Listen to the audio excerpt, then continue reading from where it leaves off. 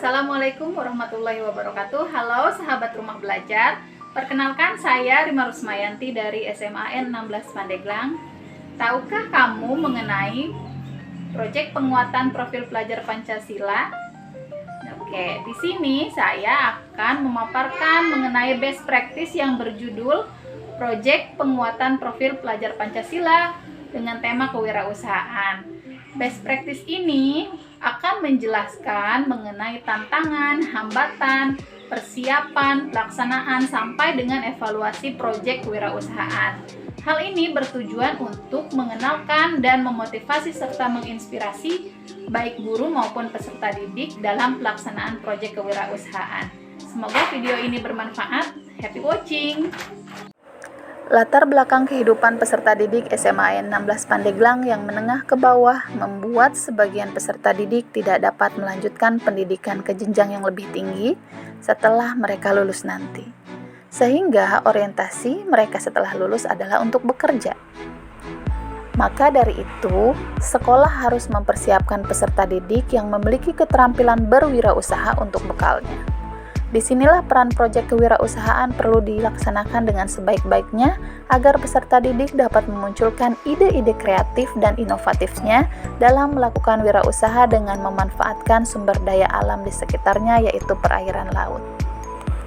Untuk mengatasi tantangan dan hambatan yang telah dipaparkan tadi, maka dipilihlah tema kewirausahaan di antara 7 tema proyek yang lain. Sahabat, ada 3 tahapan yang kita harus lakukan dalam proyek kewirausahaan ini, yaitu persiapan, pelaksanaan, evaluasi, dan refleksinya.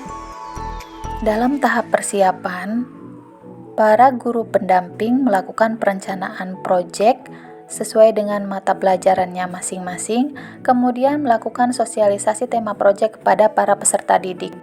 Lalu peserta didik dibagi menjadi beberapa kelompok dan mereka menentukan produk olahannya masing-masing.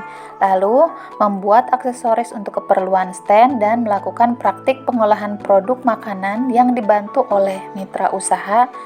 Mitra usaha tersebut sesuai dengan olahannya masing-masing seperti empek-empek, bakso ikan, otak-otak, sate, dan juga pentol mercon.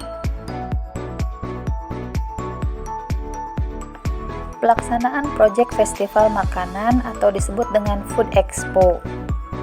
Nah, inilah waktunya peserta didik memasarkan olahan makanan di standnya masing-masing. Mereka berbagi tugas sebagai chef, kasir, dan juga pelayan.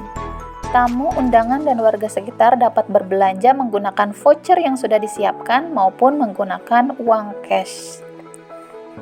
Uang cash tersebut dan vouchernya nanti akan dihitung oleh kelompok masing-masing. Tanggapan tamu undangan dan para pengunjung lainnya sangat luar biasa, terbukti dengan produk dagangan yang terjual habis.